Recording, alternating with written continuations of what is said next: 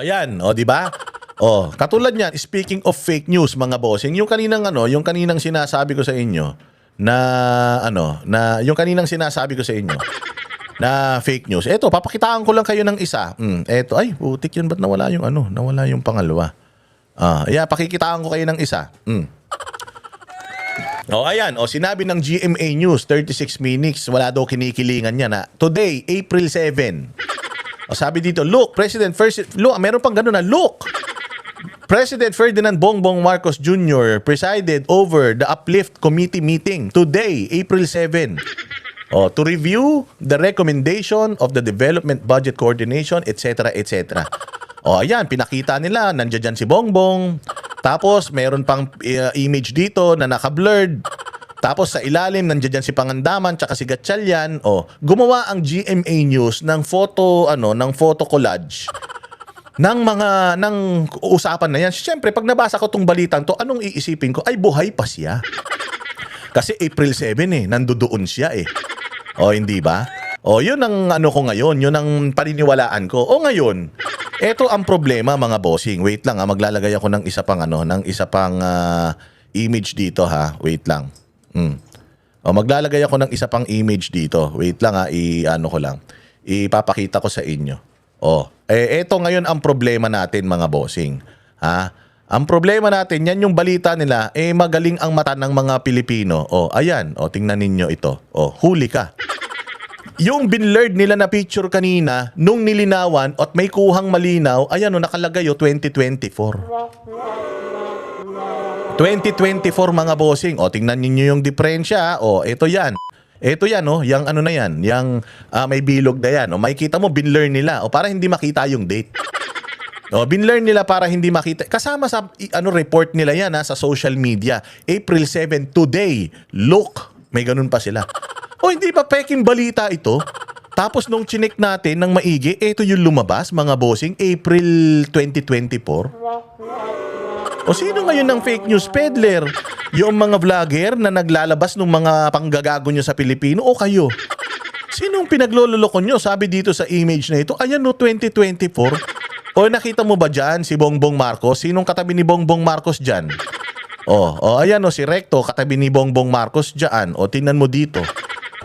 Tingnan mo dito sa picture nila. Nasan si Bongbong Marcos? Nasa gitna. Hindi ba itong unang picture? Nandiyan dyan si Marcos sa gitna. Tapos magkatabi si Gatchalian tsaka si Pangandaman. Dito naman sa may malaking picture na may bilog, wala naman dyan si Pangandaman. Si Pangandaman. Wala naman dyan sino yung ulol na yan? Yung babae na taga DTI? Si Roque. Wala naman si Roque tsaka si Gatchalian dyan na magkatabi. Pero dito sa may kaliwang picture, si Bongbong nandoon sa gitna. Wala naman siya sa gitna doon sa binilugan. Pero isinabi ng GMA News yung picture na yan na may bilog. Anong ibig sabihin yan? Tinatarantado nyo Pilipino. Tapos ang headline ninyo, look, President Marcos presided. Tapos today, April 7. Tapos biglang lalabas ganito. Biglang lalabas ganyan. Lumalabas April 2024 pa pala yan. Di ba tinatarantado nyo Pilipino? Sino ngayon nagkakalat ng peking balita? Bakit hindi mo idemanda yan? Gago pala kayo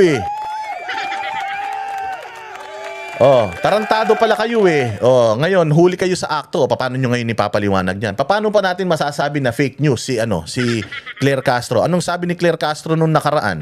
Sabi ni Claire Castro nung nakaraan, wag nyong ipahid. Sino ba ang nagtraidor? Sabi niya kay di ba? Sabi ni Amy Marcos na nabudol na April Fools pa. Sabi niya, kung ikaw ay talagang laban sa katiwalian at korupsyon, bakit hindi mo ireklamo yung nakalang administrasyon? Doon nagsimula yung korupsyon. Tarantado din talaga Doon daw nagsimula yung korupsyon nung panahon ng nakaraang administrasyon. Ganon ka fake news peddler si Claire Castro. Anong reason niya? Anong pinakita niyang ebidensya? Wala. Hindi ba dapat yan ang idinidemanda? Dapat yan ang tinatanggalan ng lisensya pagiging abogado dahil sinungaling? Kailangan pagka nag-akusa ka, may ipakita ka. Walang insertion nung panahon ni Pangulong Duterte. Walang mga ganun na nangyari. Ang daming mga nangyaring project nun Ngayon wala ito, tingnan ninyo itong balita na ito. Hindi, pero bago itong balita na to, yun nga, yung tungkol dyan sa cancer na yan Minsan mag-speculate ang tao eh. Bakit ba pinipilit nila yung impeachment ni VP Sara? Bakit ba parang pinag-aano nila, ipinupush nila yung impeachment? Bakit hindi pa nila dalhin yung impeachment ni VP Sara sa Senado? Bakit nila binibitin diyan sa Kongreso? Kasi nga gusto nila na na sirain ng sirain si Inday Sara kasi hindi talaga nila maipapa-impeach si Inday Sara. Hindi nila maipapa-impeach kaya gusto nilang sirain si Inday Sara. Patuloy-tuloy yung kanilang propaganda na ayaw sumagot ni Inday Sara, hindi humaharap si Inday Sara. Paulit-ulit din nating sasabihin na hindi dapat humarap si Inday Sara diyan sa Kongreso. Dahil ang trabaho lang ng Kongreso maghanap ng probable cause kung may probable cause for impeachment. Pag may probable cause for impeachment, dinadala na yan sa Senado, doon dapat si Inday Sara humarap. Kapag si Inday Sara hindi humarap sa Senado, kapag si Inday Sara pinatawag na ng Senado at hindi humarap sa Senado, ayan, problemang malaki yan. Ibig sabihin, talagang tinatakasan ni Inday Sara yung kanyang yung accountability. Pero diyan sa Congress, walang accountability na dapat na ipagtanggol ni Inday Sara yung sarili niya diyan because it's a done deal already. Na-impeach na siya diyan last year, ba't pa siya pupunta diyan?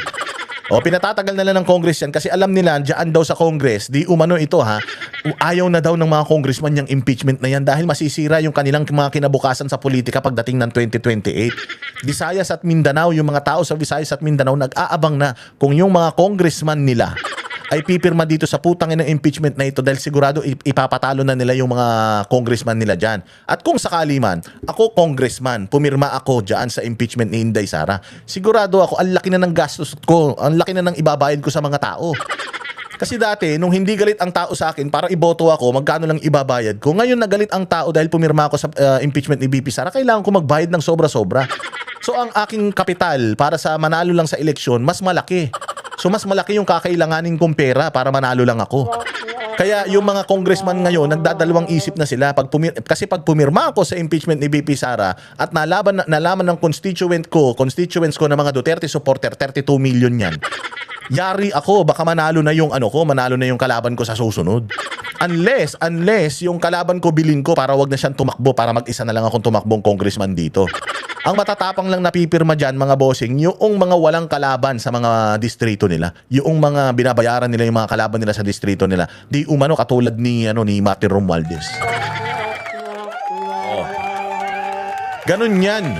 So ngayon, minamadali nila yung impeachment kasi nga may bali-balita din naririnig tayo hindi to confirm. Pero ang issue kasi dito, mga bossing, kapag si Bongbong Marcos namatay ngayon dahil sabi nga nila may stage 4 cancer daw.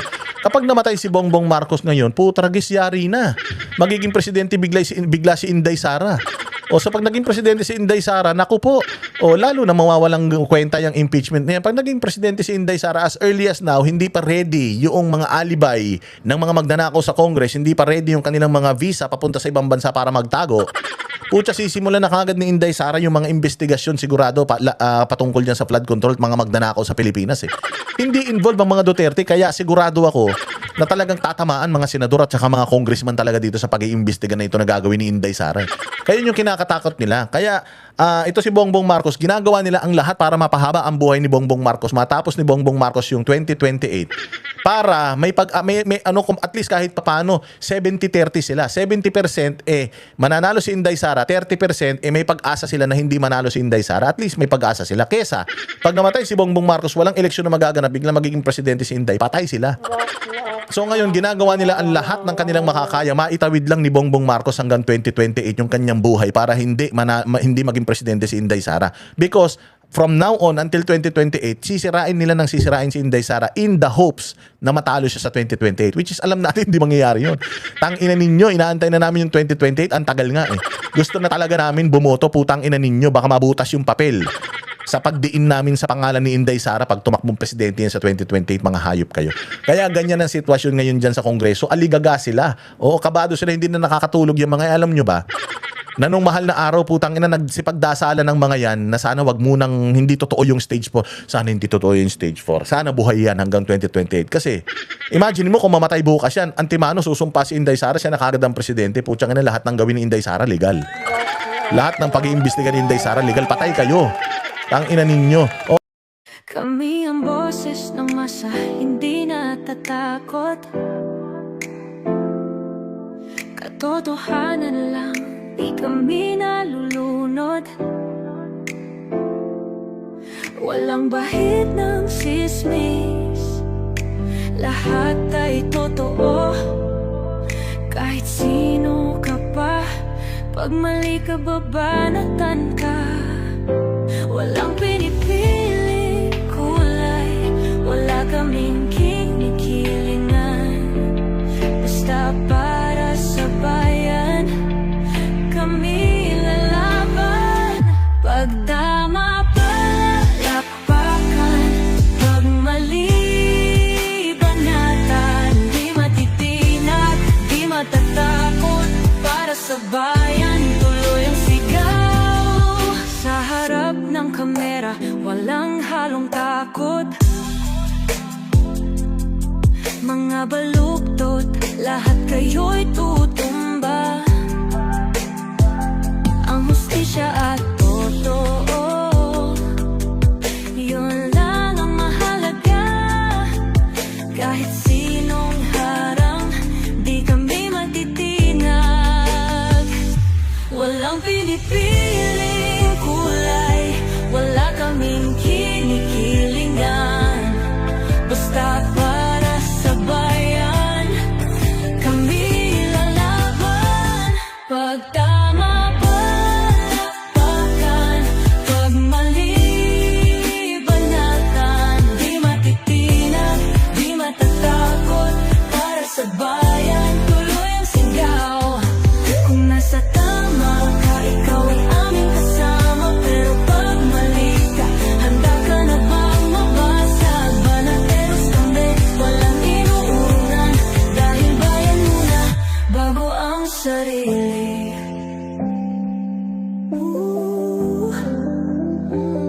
Bago ang sarili.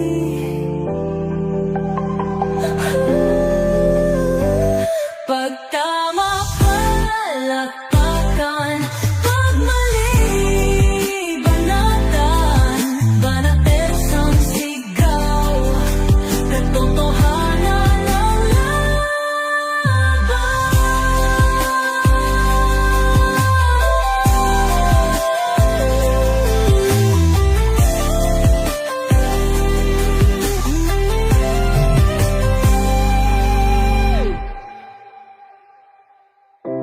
Sa harap ng kamera,